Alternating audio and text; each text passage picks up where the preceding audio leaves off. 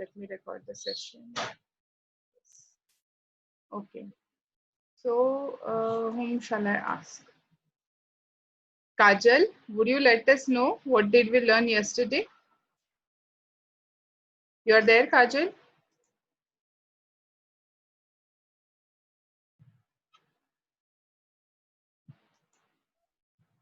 Yes, ma'am, I'm here.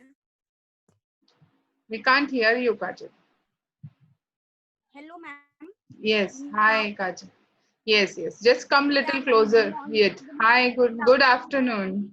Hi. What did we learn yesterday? What did you understand? Ma'am, yesterday we revised. Yesterday we have seen the syllabus that you taught, and how we are dealing with situations Hmm. related to COVID But what virus, was the most COVID-19. important point that we learned yesterday?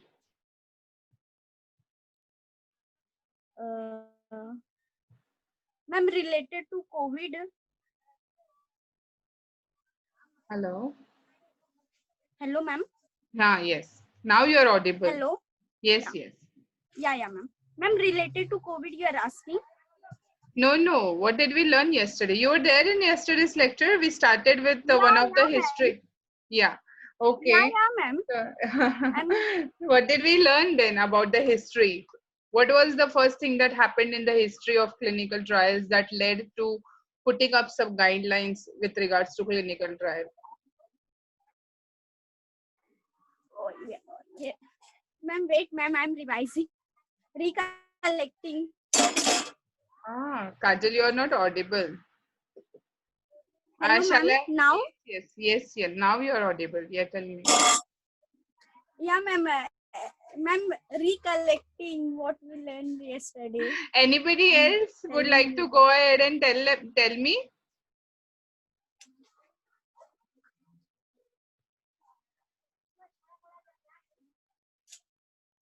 Dhanashri, Naina, Musrat, anybody? Means I can see people here. Shweta or maybe Tanuja.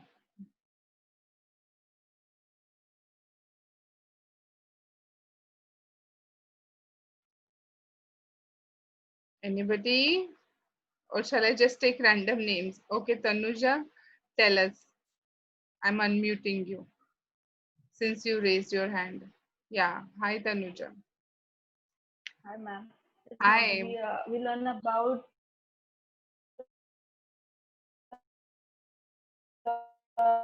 history of ethical. First one, that is November trial 19 something. In that, Nazi physician conducted the physical medical experiment, and in that thousands of people died. So they create some 10 points which are called as Your ethics. voice is breaking. Is it the network issue from my side or people are getting our voice as well cracked?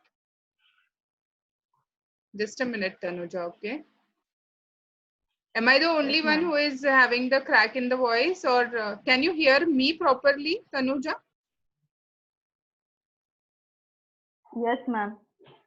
Your voice was breaking. Yeah. So you talked about that Nazi physicians did some trial in Germany on Jewish or the prisoners they had in 1947. Even Ketan and Supriya told were willing to tell the answer. Yeah. And then we came across, since it happened in Nuremberg, we came across the Nuremberg code. Uh, the right answer was given by you and Ketan. So yeah, the Nuremberg Code. Can anybody tell me now? Supriya can tell me what was the main important point that Nuremberg Code emphasized on. Tanuja, you can unmute. Thank you so much. Mute yourself, I mean to say.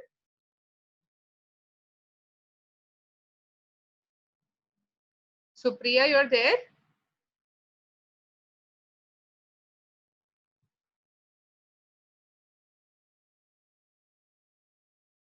Where are you?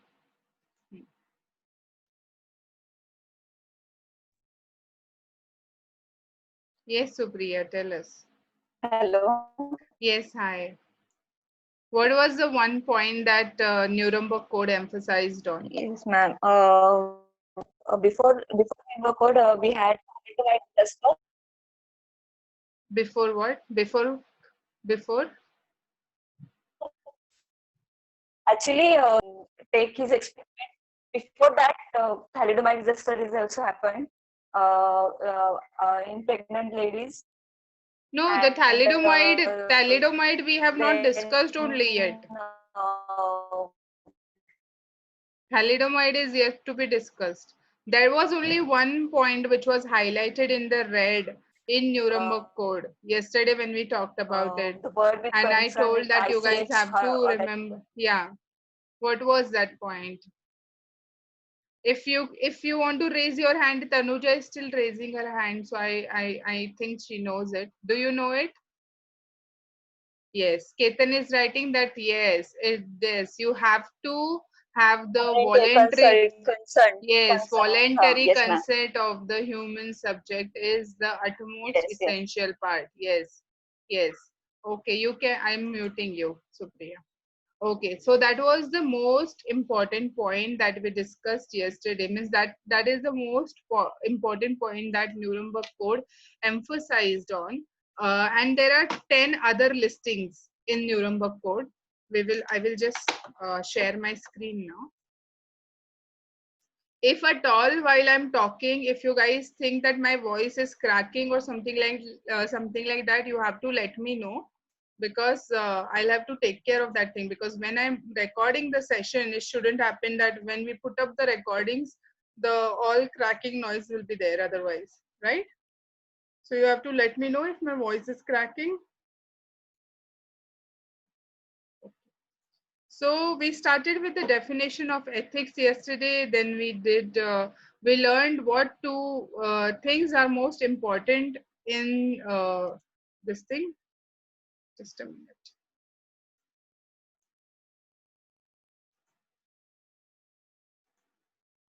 Okay.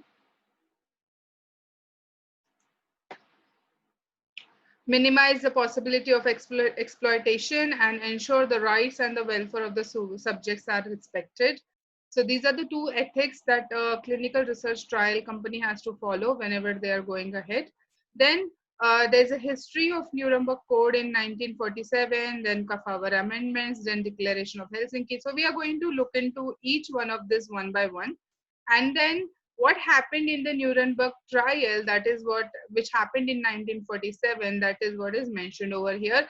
And these are the 10 important points in Nuremberg Code, which you have to remember this one. This one is the most important one, if you see.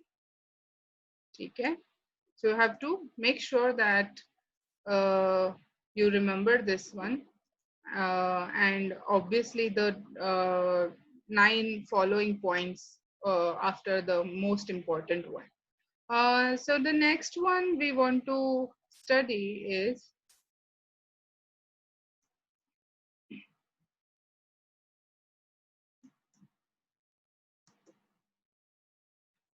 just a minute, it's got hanged.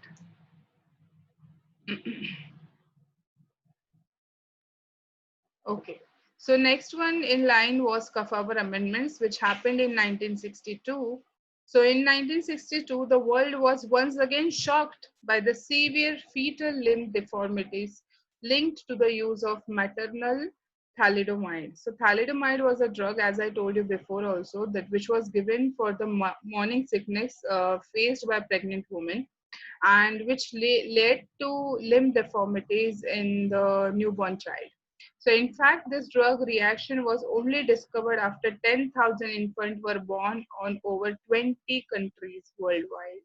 So that's a huge number, that 10,000 infants were affected due to this particular medicine. And in response to this, the Kafauver amendments were passed. And for the first time, the drug manufacturers were required to prove to the FDA the effectiveness of their product before marketing them.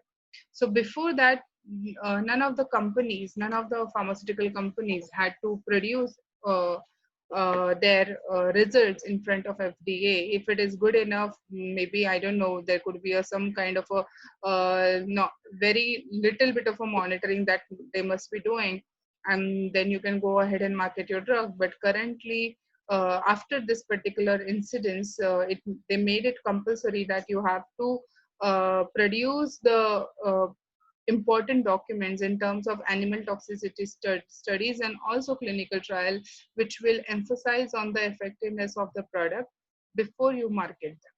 Okay, so so this was the Kafawar amendment, which led to the most important point, that for the first time the drug manufacturers were required to prove to the FDA the effectiveness of their products before marketing them.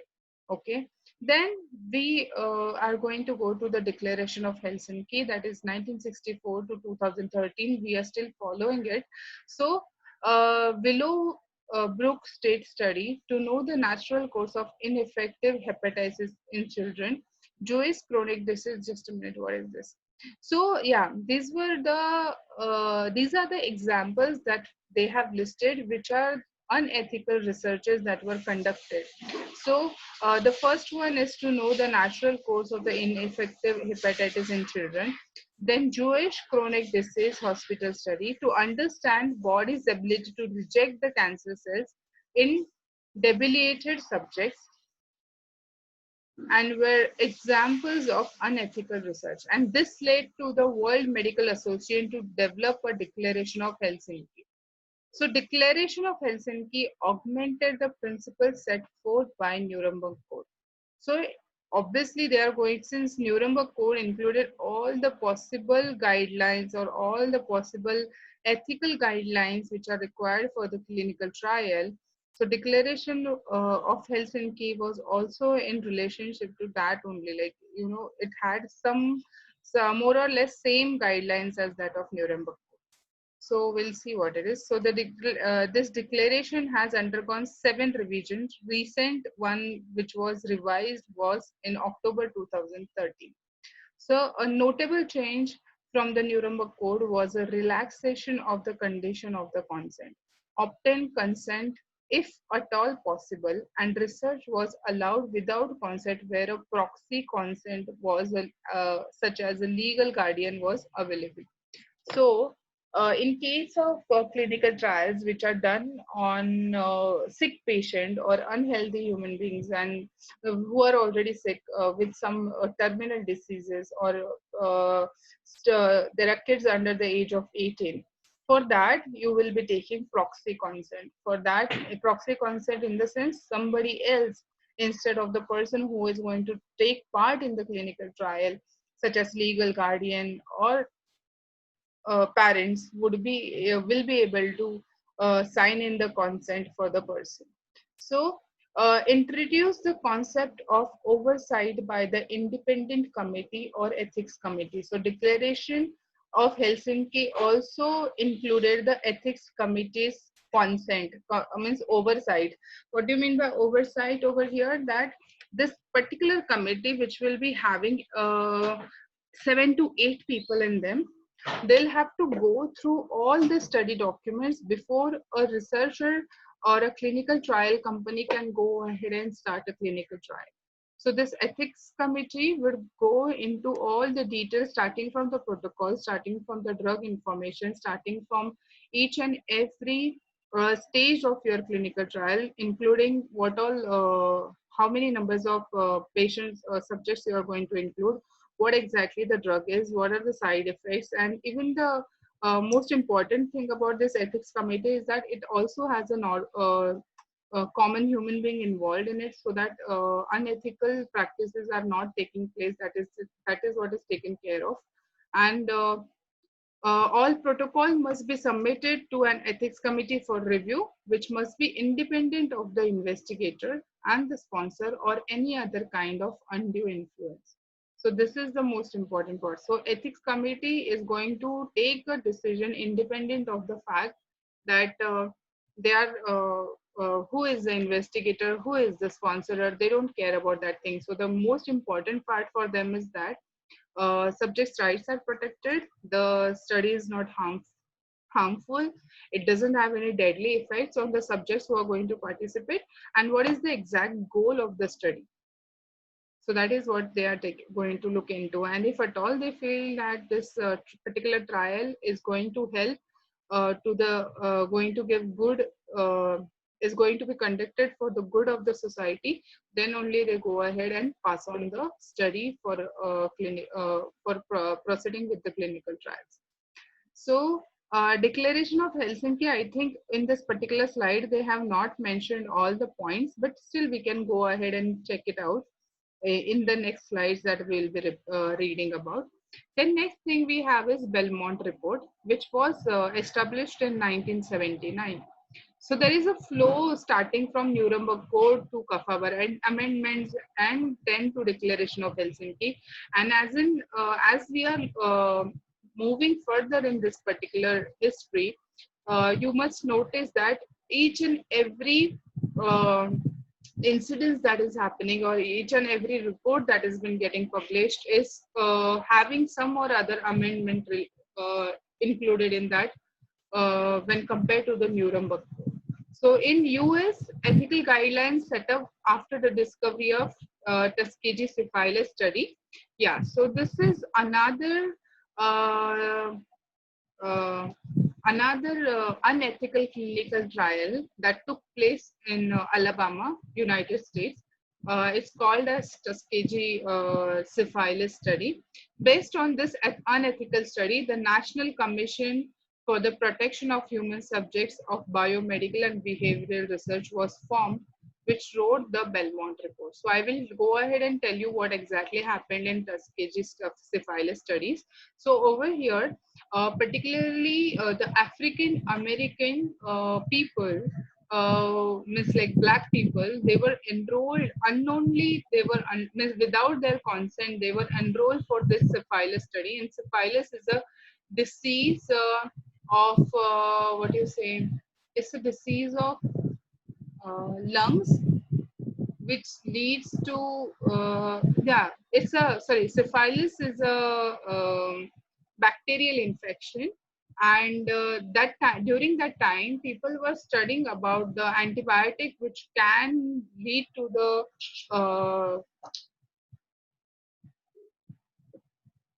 syphilis. I'm very sorry, I just got broken to the my link just got off. Yeah, syphilis is a bacteria. So syphilis is a bacterial infection. So they were learning about the antibacterial penicillin. So antibacterial medicine, which is penicillin, and even after they found out that penicillin is the medicine which is working properly for this syphilis infection, they did not treat all the African American people who were infected by syphilis at that time, because they wanted to continue and they wanted to check on other drugs as well, including including penicillin, and they also wanted to check the further lethalities of this particular disease. And in this case, what happened was many African American people died.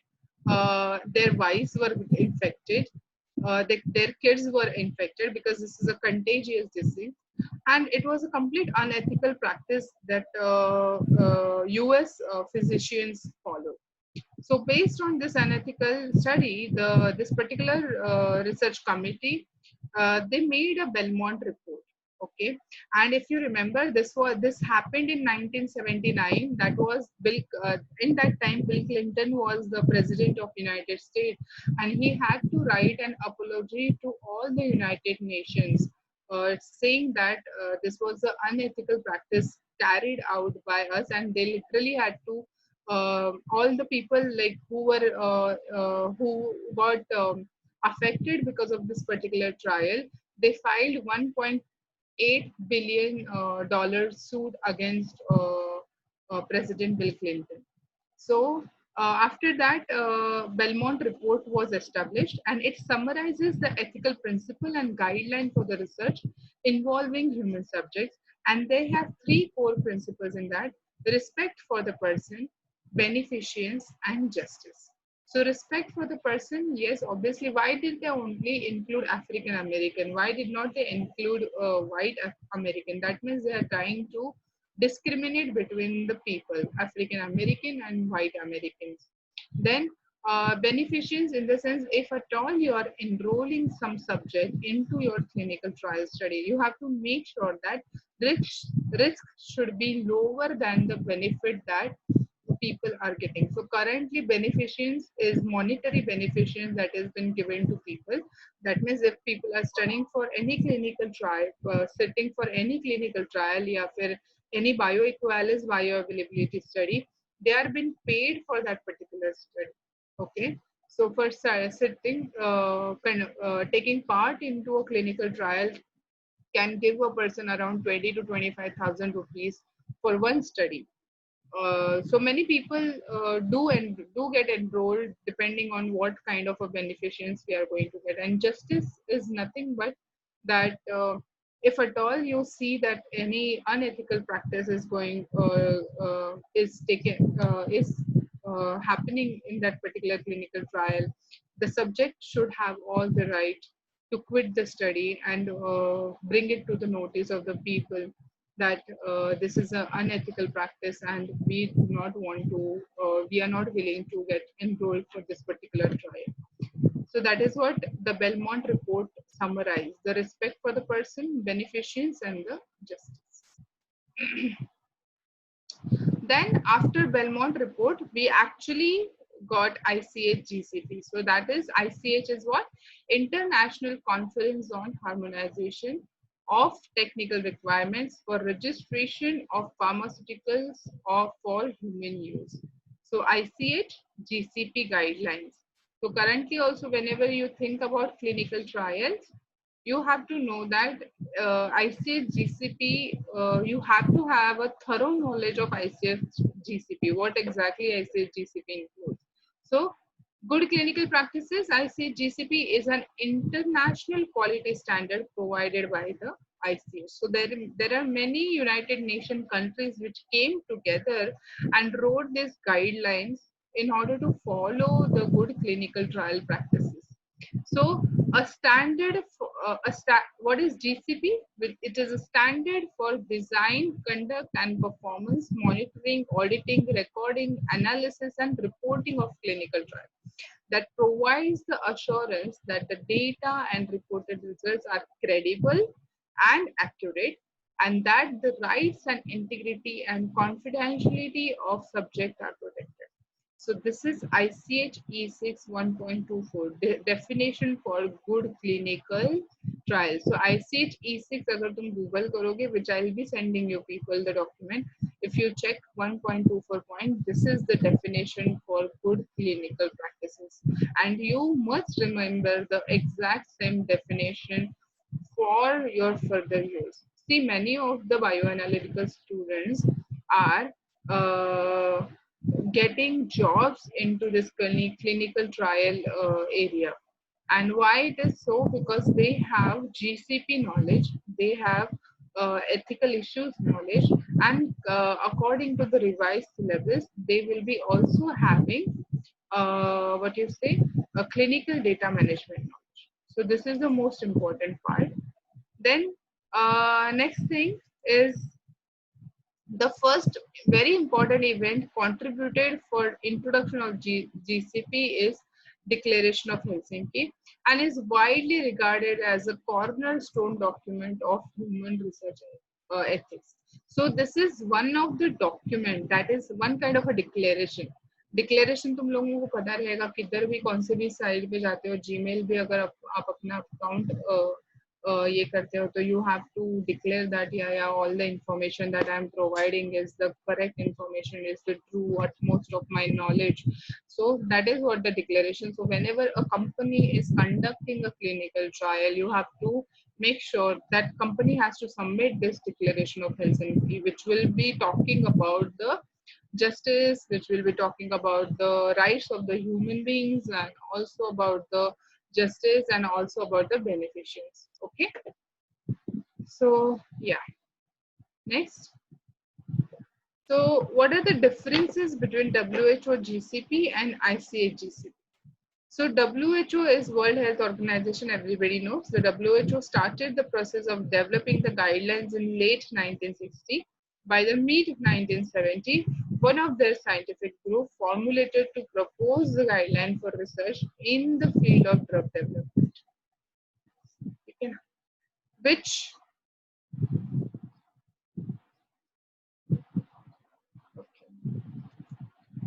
which eventually concluded with WHO GCP guideline published in 1995. And these reports provide the basis of ICH-GCP as an international guideline published in 1996. So WHO GCP was also there, but then ICH GCP took over WHO GCP guidelines, which has more or less same kind of a explanation for clinical trial people to be followed. Okay.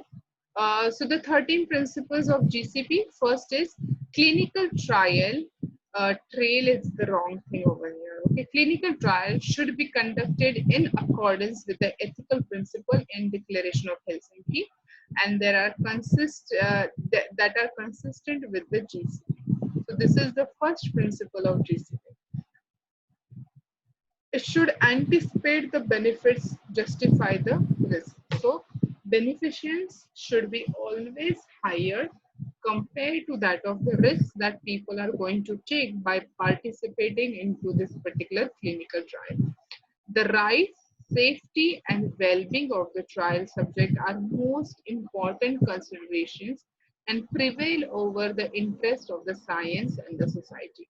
So it shouldn't happen that a researcher is dying because he has spent his 5 to 6 years in developing that particular drug molecule, and after coming to a clinical trial phase, every researcher would want that after coming to this clinical trial phase, that researcher do not want his molecule to be failed at clinical trial stage, right?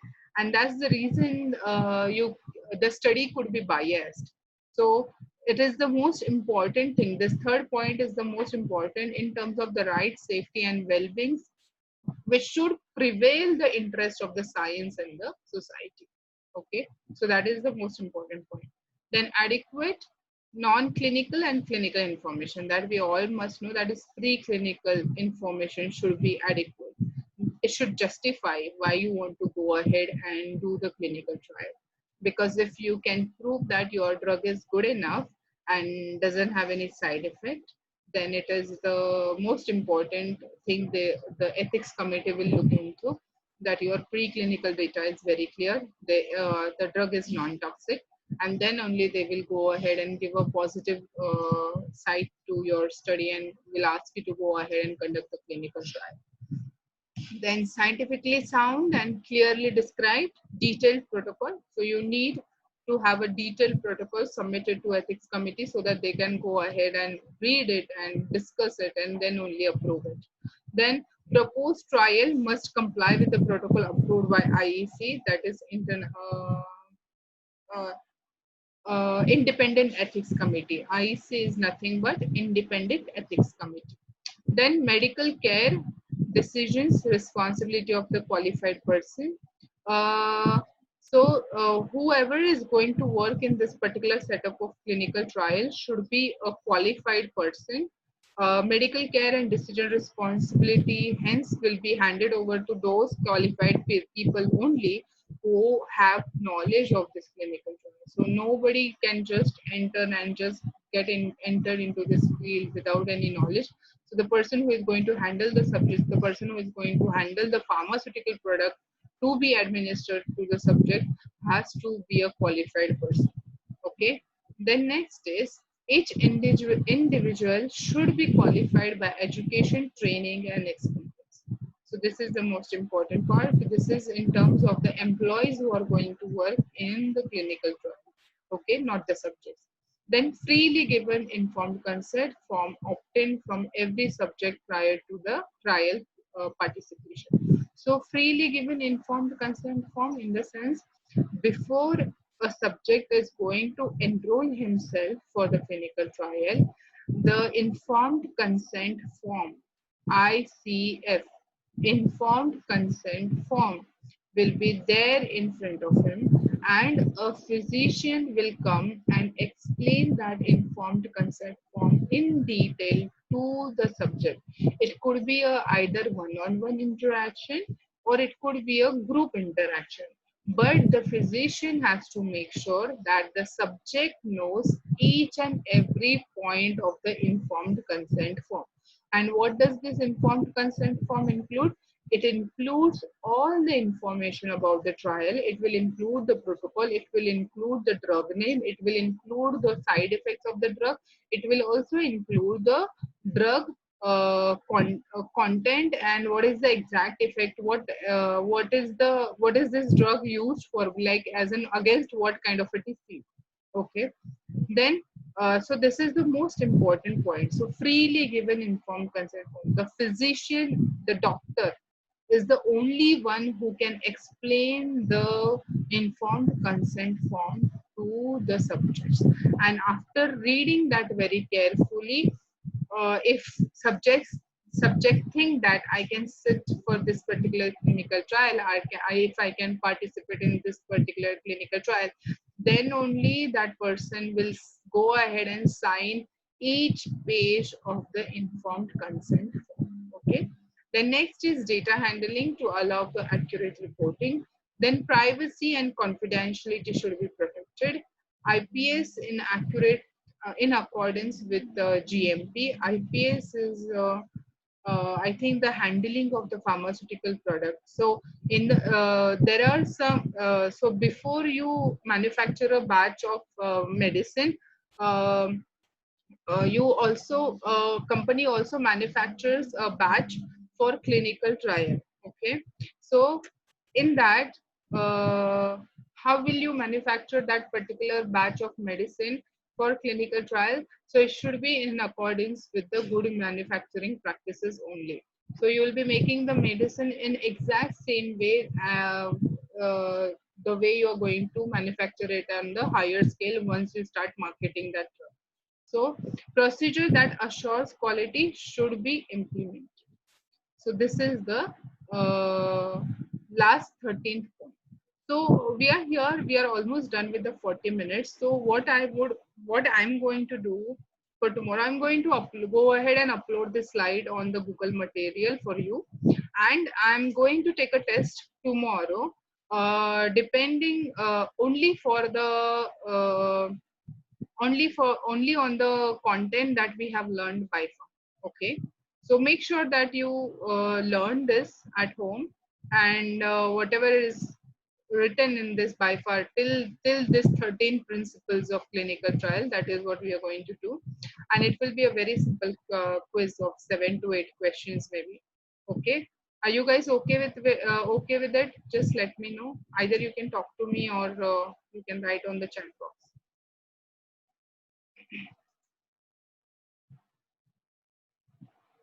Hello, am I audible? Okay.